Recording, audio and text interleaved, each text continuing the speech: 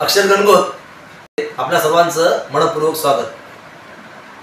मराठीतील एक मोठे प्रशासकीय अधिकारी आणि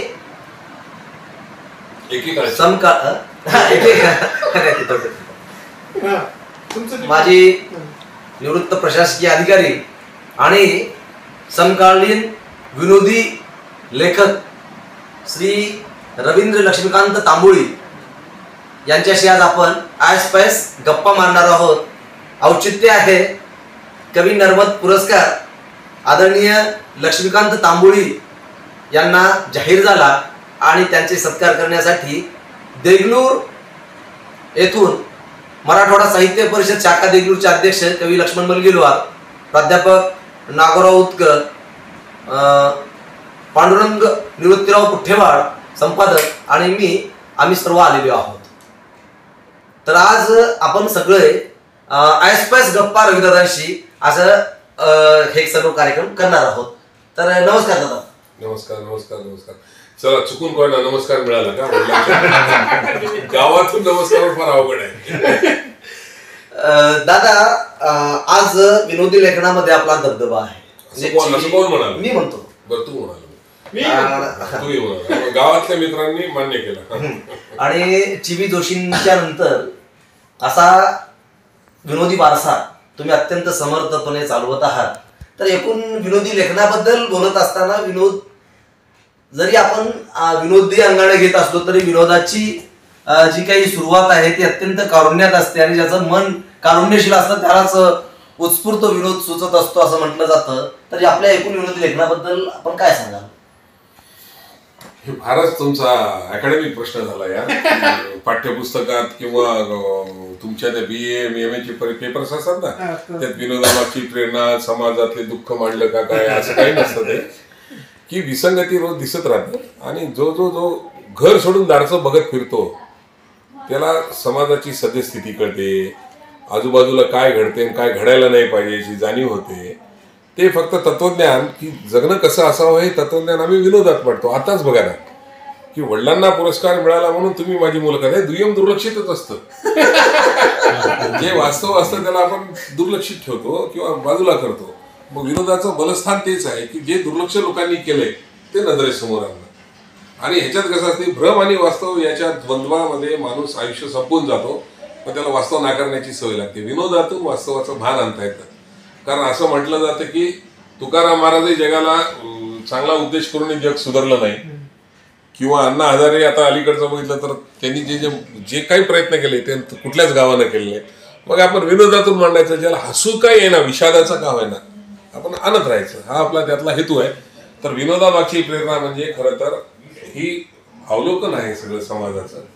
कारण आता मराठी साहित्याशी निगडीत तुम्ही लोक आहेत, मी तर जनावरांचा डॉक्टर आहे आणि सगळ्यांचा एक फार मोठा गैरसमज आहे की मी वडिलांच्या सहवासात फार जेव्हा जेव्हा बेकार होतो, नोकऱ्या न लागल्या तेव्हा तेव्हा तेव्हा वडिलांच्या सहवासात राहिलो, तेव्हा घरातलं वातावरण वाङ्मयीन नव्हतं, कसा मीच होत। मुलाला नोकरी लागते का, तर त्या सगळ्या आपण जोड झालो का, अवजड झालो का, बोजड झालो का या प्रश्नामध्ये आपल्याला विनोद सापडतो। त्या विनोदातून हसता येताना हसण्यामागून आपल्याला जीवनाचं गांभीर्य कळतं। आता इतकं मी तुझ्या एका वेगळ्याच प्रश्नाला इतकं वेगळं उत्तर दिलं नाही। आणि ते कसं आहे, काही रवी हे असताना रवीचं वाचन माझं वाचन, रवी त्या काळात विडंबन करत होते। तो मुद्दा सांगायचा राहिला की आम्ही ह्याला विचारायला एक नोकरी होती, मी बेकार होतो पण मी सुरक्षित बेकार होतो। आई वडिलांचे पैसे चोरून मी समृद्ध जगलो आणि चोरले काय त्यात खोटी गोष्ट आहे, खर्चालाच पैसे नसायचे तर चोरावे लागतात। तर तेव्हा चांगल्याचं अस्सल चांगलं आम्हाला मिळायचं, कारण घरात पुस्तक पडलेले असायचे बेकारीच्या काळात। मग त्या अस्सलची नक्कल चांगली करता आली। विडंबन म्हणजे काय असतं की अस्सल कविता असेल तर त्याचं विडंबन करता येते। आणि सगळ्यात महत्वाची गोष्ट म्हणजे देगलूरचे जे अनुभव आहेत ते मला राज्यस्तराचेच वाटले आणि त्याच्यावर मोहर वेगवेगळ्या पुरस्कारांनी दिली। जेवढे काही वाङ्मय नियतकालिक विनोदासाठी आहेत तिथं आवर्जून मला दरवर्षी दिवाळीत विचार नव्हते यापेक्षा भाग्य काय। तर विनोद जर देगलूरला सापडला असेल तर देगलूरच्या जगण्यात खूप विसंगती असं म्हणायला काही हरकत आहे का? नाही, देगलूरलाही सुसंगत जगणारी लोक आहेत, विसंगत जगणारे लोक आहेत। कारण आमचं गाव आपलं गाव, तू आपल्याच गावचं आहेस की। आपल्या गावात वारकरी भेटला की नमस्कार करतो आणि वारकरी भेटला की चमत्कारही करतो।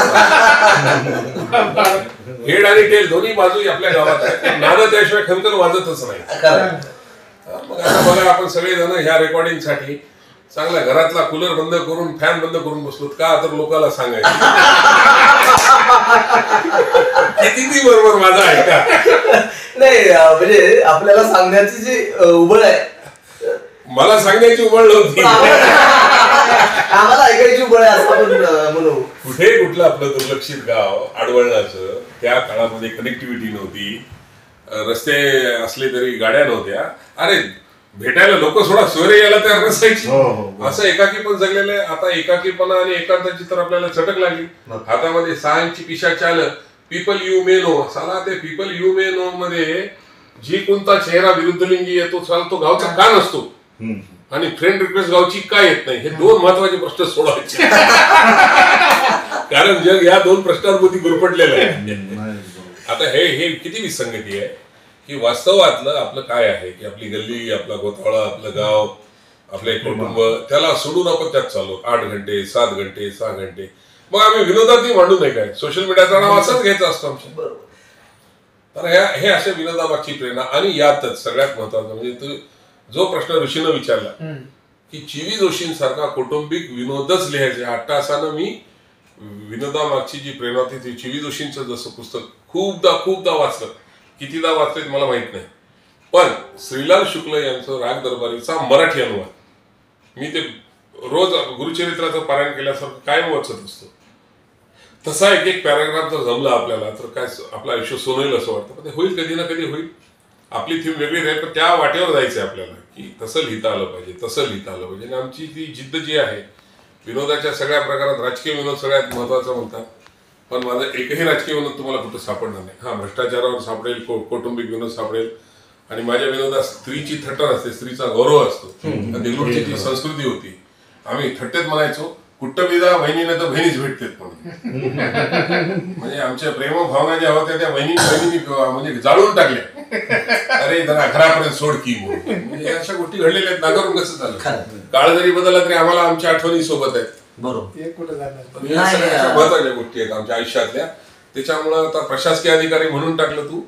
प्रशासकीय अधिकारी हा शब्द मला वेगळा वाटतो माझ्या बाबतीत, कारण मला प्रतिनियुक्तीवर ते पद मिळत गेलेले आहेत. माझी मूळ नियुक्ती व्हेटरनरी डॉक्टर म्हणून आहे, पण कदाचित माझ्यामध्ये वेगवेगळे कौशल्य असतील त्यामुळे मला ते पद मिळत गेले म्हणजे अर्थ आपल्यालाच करावं लागतं. समोरच्याला वाटलं पाहिजे की हा सक्षम आहे, तर सक्षम सोड हे माझं भाग्य. याचा अर्थ मी नोकरी समाधान करू शकलो असं म्हणायला हरकत नाही. कारण ते आजकाल सेवानिवृत्त झाल्यावर वाक्य होतात ते त्यांनी अत्यंत 33 वर्ष मनमिळावू स्वभावाने कार्यकुशल राहून नोकरी पूर्ण केली. अरे त्याला संधीच मिळाली नाही. अनेक अधिकारी असे आहेत की नोकरी करण्याच्या शेवटच्या वर्षी अकार्यकारी पदावर जातात. ते घडतंय. थट्टा मस्करी, त्यानंतर त्यातला एक लेख आहे आमची अविरत प्रेम प्रकरणी. आमची अविरत प्रेम प्रकरणी. आणि थट्टा मस्करीच्या नंतर एक पुस्तक आलं पत्नी पुराण. आणि आता नुकतंच आलेलं फुकटचेच सल्ले. तर अविरत प्रेम प्रकरण, आमची अविरत प्रेम प्रकरणे चालू असताना मग लगेच पत्नी पुराणचा म्हणजे 18च पुराण आपल्याकडे, तुम्ही 21वं पुराण का निर्माण केलं? ते पापक्षालन होतं की पत्नीचा प्रगाढ विश्वास आपल्यावर वाढवा ही त्यामागची भावना होती. अगदी गंभीरपणे खरं सत्य सांगायचं झालं तर आमच्या जनरेशन मधली सगळीच पिढी, लक्ष्मण असू द्या, नागोराव असू द्या किंवा पांडुरंग असू द्या, आता तुझं मला माहित नाही कारण खूप ज्युनियर असतो, की आम्ही एकतर्फी लाईन मारण्यातच आमची जिंदगी गेली. आणि आमच्या काळात संस्कृत सुवचन जरी आम्ही ऐकलेलं, लिहिलेलं किंवा लक्षात नसलं, पण त्याचा अर्थ आम्ही आयुष्यभर भोगलाय की मौनम सर्वार्थ साधनम. एकतर्फी बघायचं, मनात त्या आठवणी जपायच्या, ते प्रेमाचे अंकुर रुजायचे, उगवायचे, आपोआप सीझन संपला की जायचे, मग परत दुसऱ्या पोरीच्या प्रेमात पडायचो. बरं आमचं निरुपद्रवी प्रेम होतंय. आजकालच्या पोरांचं प्रेम घातक आहे. एखाद्याची व्हॅलेंटाईन लग्न झाल्यानंतर तिचा संसार उद्ध्वस्त करणारं प्रेम. आमच्याकडे तसं काही नव्हतं. आम्हाला आता आमच्या काळातल्या जर त्या मुली जर भेटल्या कधी 50-60 मध्ये, तिचं गुडघ्याचं ऑपरेशन झालेलं असतं किंवा बीपी डायबिटीज असतं, तेव्हा आता वाटतं की लहानपणी आपल्याला 10वी-11वी भरले काय मोतीबिंदू झाला होता काय, ते एवढ्या सुंदर होत्या लक्षातच झालं. काही सगळ्या गोष्टी याच्या खऱ्या आहेत. आता या दुःख आहेत म्हणायला हरकत नाही की प्रत्येक विनोदामागं वेदना असते. आमची वेदना ही आहे. नाही, आता मला असं म्हणायचंय की तुम्ही सोशल मीडियावर तसे म्हणजे फार ऍक्टिव्ह असता. मला त्यांनी सन्मान केला. नाही तसं तो गुगल सन्मान नाही म्हणत, पण मला असं वाटतं की तुम्ही तुमचं ते हरवलेलं काहीतरी शोधत असता की काय, असा मला कधी कधी प्रश्न. नाही हरवलेलं काही शोधत नाही. एकतर फायदा असा झालाय आमच्या जनरेशनला की आम्ही लिहिणं म्हणजे फार यातनादायक प्रकार होता आमच्या पिढीला. आधी कागदावर लिहायचं, त्याला त्या टायपिंगवाल्याकडे जायचं, मग तो त्याचं चांगलं सुबक अक्षरात टाईप करायचा, त्याचा ईमेल करायचा, ती PDF करा, ते वर्ड्समध्ये घ्या. आम्हाला जमायचं नाही. मोबाईल आल्यानंतर गंमत काय झाली की आम्ही काय लिहिलं ते आपोआप टाईप होऊ लागलं. आमचं गिचवड अक्षर सुद्धा सुवाच्य वाटू लागलं. जो तो लेखक झाला तो भाग वेगळा. पण एखादा विषय सुचला, तो कागदावर लिहिला तर कागद हरवायचा, पण सोशल मीडियावर टाकून ठेवला तो इंट्रो की नंतर तो सविस्तर लेख लिहिता येतो. माझा स्वार्थ तो आहे त्यात. मी रोज 10 जरी पोस्ट टाकल्या किंवा महिन्याला 10 टाकल्या, त्यातलं एक विनोदी लेखाचं बीज असतं. म्हणून मी सोशल मीडियावर ऍक्टिव्ह राहतो.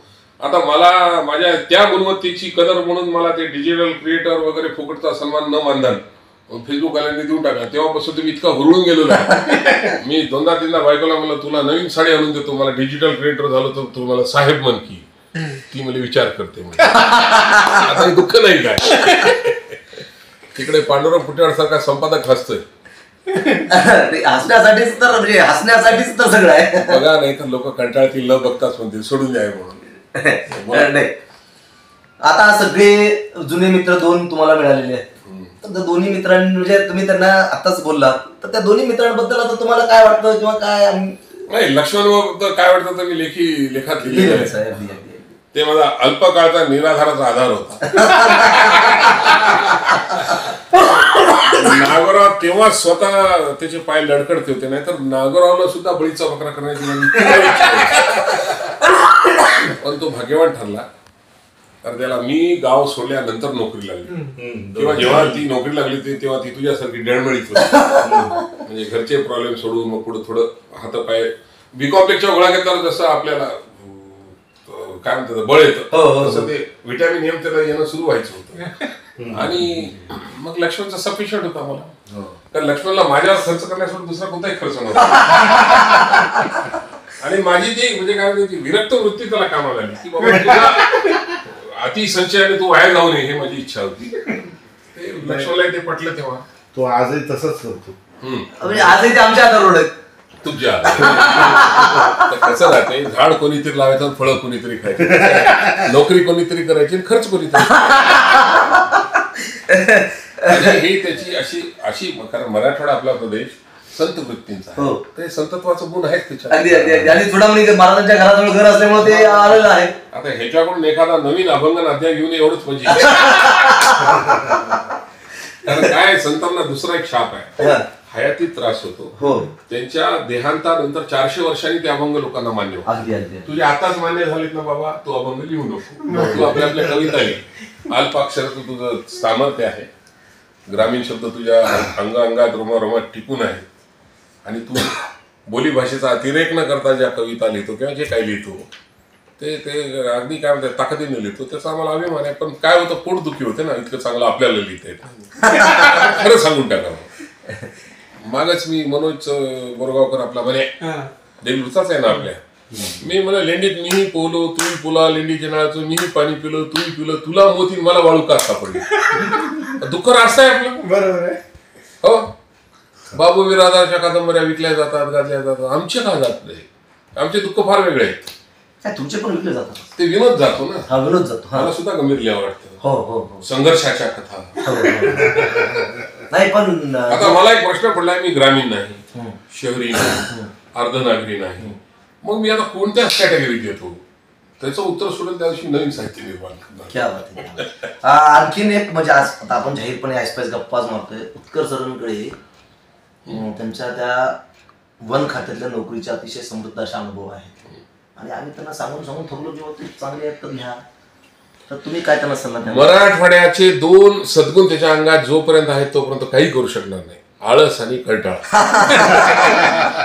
त्याचं कौतुक करणं सोडा, आणि त्याला काय करा तुम्ही, डायरेक्ट आणि इनडायरेक्ट टेन्स आपल्याला इंग्लिशमध्ये शिकवलेलं आहे. त्याला बसवा आणि त्याला चॉकलेट दाखवा, तुला 1000 रुपये द्यायची व्यवस्था करतो, तर ते लिहिल ते. का ते पैशासाठी नाही लिहिणार, पण काहीतरी आकर्षण दाखवायचं. किंवा ह्याचं भाषण ठेवून टाकू आपण काल्पनिक, 3 एपिसोड ठेवून मग वन खात्याचे अनुभव येतील त्याचे. बिलकुल. कारण हा भाग्यवान आहे. अण्णा हजारे मोठे झाले ते केवळ आणि केवळ पहिल्या आंदोलनाने. ते आंदोलन होतं वन खात्याच्या विरोधात. हा प्रतिनिधी आहे वन खात्याचा. म्हणजे तू नुसता असा साधा नाहीयेस. तुझ्या घरात सागवानाचे विकून आलेले नोटाच्या पोतीच्या पोते तू सांगत नाही का मला? त्या काळात ते लिहि अनुभव, कारण इतकं भयानक आहे ते सगळं. मलाही माहित आहे. मी बऱ्याच खात्यांच्या म्हणजे मंत्रालयात असताना बऱ्याच खात्यात ते उलंगडी भानगडी ऐकायचो, वाचायचो, एकमेकांना ते कसे प्रोटेक्ट झालं, घडून गेलेल्या गोष्टी. तुमच्या समूहलक्षी विनोदाच्या अंगाने जो काही म्हणजे वाचकांना आनंद दिलाय, म्हणजे तुमचा विनोद हा थट्टा मस्करीतला वेगळा आहे, पत्नी पुराण मधला वेगळा आहे आणि फुकटचे सल्ले मधला वेगळा. म्हणजे पत्नी पुराण मधला विनोद हा काय असा म्हणजे गडगडाटी हसवणारा नाही, अलगत मोरपीस चेहऱ्यावरून फिरवावा इतका आहे. तर या सगळ्या विनोदांकडे तुम्हाला पाहत असताना तुमचा विनोद प्रत्येक वेळेस बदलत जातो आहे. हे नाविन्य तुम्ही नेमक्या कोणत्या ह्याच्यातून म्हणजे काय होतं की विनोदी लेखनाचा तोचतोपणा येण्याची शक्यता विनोदी लेखनामध्ये खूप असते. आणि तुम्ही जसं म्हणालात तसं किंवा सॉफ्ट टार्गेट विनोदाचा हा स्त्री झालेली आहे. म्हणजे कुठल्याही बाबतीमध्ये आणायची आणि एकतर विनोद बायकोवर करायचे किंवा स्त्रीवर करायचे किंवा कशावर. तर आपला हा विनोद तसा नाही आणि ते ठरूनच तुम्ही ते त्या मार्गाला गेला नाहीत. आणि प्रत्येक वेळेस विनोदाचं अंग बदललं, परंतु विनोदाचा जो काही गांभीर्य आहे ते तशाला तसं अबाधित राहिल्याचं काय कारण असं आहे. म्हणजे इथं खरं तर आपल्या गावचं न्यूज चॅनल, गावातल्या मित्रांशी गप्पा मारताना थोडी प्रौढी मारल्यासारखं होईल. विषयाचं वैविध्य मराठीतल्या लेखकांकडे कमी आहे असं माझा आरोप म्हणायला हरकत नाही. आणि मला रोज सकाळ झाली की रोज पुनर्जन्म झाल्याचं फिलिंग येतं. त्यामुळे ताजे तवानं काहीतरी दिसत राहतं. आता तुम्ही बघा, तू माझं फेसबुक बघतोस, कदाचित हे बघत असते. अर्थशास्त्रावरचे विनोद मी कटाक्षाने 1 वर्षापासून लिहितो. होय होय होय मी विचारणार आहे. आणि मराठीमध्ये अर्थशास्त्र आणि आर्थिक विनोदाला दुर्लक्षित केलेलं आहे. आणि तुम्हाला कोणालाच माहित नाही, म्हणजे तुम्हाला अवाक व्हाल तुम्ही. यमाजी मालकर हे जेव्हा म्हणून अर्थपूर्ण नावाचं मॅगझिन काढायचे, मासिक निघायचे त्यांचं, तर ते मुख्य संपादक होते. त्यांनी मला, मी व्हेटरनरी डॉक्टर असूनही आर्थिक विषयावर दर महिन्याला विनोद लिहायला होता, मनोजी आख्यान म्हणून. तर मी तेव्हा आर्थिक विषय मला माहित होते, म्हणजे ते पेरिफेरल माहित होते. मला आपले नेमके शास्त्रीय त्याच्या संकल्पना वगैरे मी वाचून घ्यायला काय करतो. तर ते घेत गेल्यानंतर लँड लेबर कॅपिटल जो फुकटच्या सल्ल्यामध्ये घेतला, की तुम्हाला उद्योग समूह उभं करायचं लँड लागते, लेबर लागतो, कॅपिटल लागतो, मग बाकी पुढच्या गोष्टी आहेत त्याच्यामध्ये. किंवा रेपो, रिव्हर्स रेपो, त्यानंतर मागणी पुरवठा, हे सगळ्या ज्या इकॉनॉमिक्सच्या ज्या अर्थशास्त्राच्या संकल्पना आहेत. तर आता मी आर्थिक विनोद करताना कुटुंब वगैरे बाजूला गेले की मग प्रत्येक विनोदाचा एक पूर्ण पॅटर्न येतो. बरोबर. माझ्या भाषेत बोलायला की आता मला विनोदाचं विश्लेषण, कोणता तो विनोद किंवा विसंगतीतून शोधला, सुसंगतीतून शोधला, हे नाही. आता मी या विषयात विनोद शोधायला तुम्हाला जेवढं कळते तेवढं सोपं करावं लागतं. विनोद सांग म्हणजे काय, तत्वज्ञान सांग, त्या एखाद्या विषयातलं तत्व हसून सांगतोय. तर मला विषयाचं वैविध्य नवीन आहे, त्यामुळे मला दरवेळी माझ्या विनोदात वेगळेपणा येत असेल असं मला वाटते. सगळ्यात जसं आज माझ्या वडिलांच्यासाठी तुम्ही आला, जेव्हा कोणी माझ्या वडिलांचं काहीतरी वाचतो तेव्हा तो त्यांचा मोठा फॅन होतोय. तुम्हाला आजपर्यंत अनुभव आहे. मला आतापर्यंत जरी कमी वाचक मिळाले असते, ते माझं ज्यानं वाचलं तो माझा फॅन झालेला आहे. मग आपलं यश तिथंच आहे. आज मला लिहायला काय म्हणतात त्याला होत नाही माझ्यानी. 8-8, 9-9 दिवाळी अंकाचे जेव्हा दरवेळी ईमेल येतात किंवा फोनवर सांगितलं जातं, सर यावेळी इथं पाहिजे, इथं पाहिजे. आधी आम्ही फुकट खूप रियाज खूप केलाय मी. बाबा फुकट लिहिले, फुकटचे सल्ले दिलेत. आता थोडेफार विकत आले. तुम्हाला जर पुरावा पाहिजे असेल तर मी 2 चेक दाखवतो, मला टाकायला वेळ मिळाला नाही दिवाळी अंकाच्या चेकचा. कमी नाही पैशाची म्हणून टाकणे, कमी नाही. माझं यरधारा चालू आहे. आता इथं मी आई वडिलांसाठी येतो. मग आता आपण गंभीर्याने सांगायचं तर वडील आपले आता या टप्प्याला गरज आहे म्हणून येतो. लोकांना सांगताना सांगावं लागतं, मेरे पास माँ बाप है, उनके पास पेन्शन है और भाई अकेला खाय तो क्या आपको. लोकांना जे वाटतं तेच बोलायचं ना, आता गांभीर्य पण ठेवायचं. अशा गमती करत राहायच्या तरच आयुष्य छान जातंय, दुसरं काय. अगदी अगदी अगदी अगदी म्हणजे शेअर मार्केट हा विषय तसा अत्यंत गंभीर आहे. शास्त्रीय आहे तो, शास्त्रीय आहे तो, काही जुवा नाही. हा, पण त्यावरही तुम्ही विरोधी अंगाने फेसबुकवर जेव्हा पोस्ट लिहिताना तेव्हा मला कमाल वाटते की म्हणजे आम्ही आमचे पैसे काय म्हणते तरी हे होतं की नाही नाही पैसे फुकट घालण्याचे सल्ले असं काहीतरी टायटल होतं नाही. शेअर बाजारात पैसे कसे घालावे हे सिरीज होत होती. आता ती सिरीज तुम्ही लिहिलीत, पण खरं तर खूप नैराश्य वगैरे पण म्हणजे शेअर मार्केट मध्ये बऱ्याच लोकांना नैराश्य वगैरे पण आलेलं आणि सध्या तर तेव्हाही म्हणजे कसे घालवावेत असं जेव्हा वाटतं ना तेव्हा ते काय होतं नेमकं म्हणजे गमत अशी आहे, ज्याला गावचा बाजार कळतो, ज्याला जागतिक बाजार कळतो म्हणजे, पण गावचा बाजार कळणं म्हणजे काय, मागणी तसा पुरवठा. आपण सगळे देगलूरला ग्रामीण भागाशी निगडीत तालुक्याचं जरी गाव असलं तरी खूप सोयाबीन पिकले भाव पडले म्हणायचो आपण. तसंच आहे, शेअर खूप मार्केटला विकायला की भाव पडतो. मग का रजिस्ट्रेशन करायचं? मग त्याच्यामध्ये मोठे मोठे ते आता मोठे व्यापारी आहेत, ते आपण फार चिल्लर आहे. तुम्हाला त्याचं एक फक्त अतिशय गंभीर आर्थिक विषय म्हणून सांगतो की समजा उदाहरण म्हणून सांगतो, जास्त त्याला तेच तपशील खरेच समजू नका, की 100 रुपयाची एक आपण दुकानाची जागा घेऊ लागलो, तर ती 100 रुपयाची जागा घेताना बँकेचं कर्ज घेतं त्याला व्याज लागतं, त्याला कोलॅटरल सिक्युरिटी ठेवावी लागते. आणि समजा 4-5 जण आले तर आपल्याकडे 50 रुपयाचे म्हणजे 50% शेअर झाले. त्याच्यामध्ये लोकांना वाटलं चांगलं आहे तर ते मोठे मोठे इन्व्हेस्टर 10-20% घेतील. उरलेले 10% आपण जे मारतो रिटेलर म्हणतात त्याला, म्हणजे त्या 10 रुपयाचे 10 पीस केले तर 1-1 रुपयाला झाला, 20 केले तर 50-50 पैसे झाला. त्या 10 रुपयात आपल्यासारख्या गरिबांना मिळतात ते, म्हणजे ते बळीचे बकरे असतात. 50% वाले तर ते काही काढणार कारण त्यांना धंदा करायचा, ज्यांना करायचे ज्यांना उल्लू करायचं ते कंपनी लिक्विडेट करून टाकतात. हे फॉरेनचे इन्व्हेस्टर आणि इन्स्टिट्यूशनल इन्व्हेस्टर ते 20% कंपनी चालवली नाही, त्यांचं देणे घेणे चालू राहतात. हे 10% उतावळे राहते. मग हे मोठे ज्यांचे इन्व्हेस्टमेंट असते 50%, त्यातलं ते 2% विकले गेले, 10%ची पूर्ण वाट लागून जाते. हे असं सोपं सोपं सांगण्यासाठी करत असतो.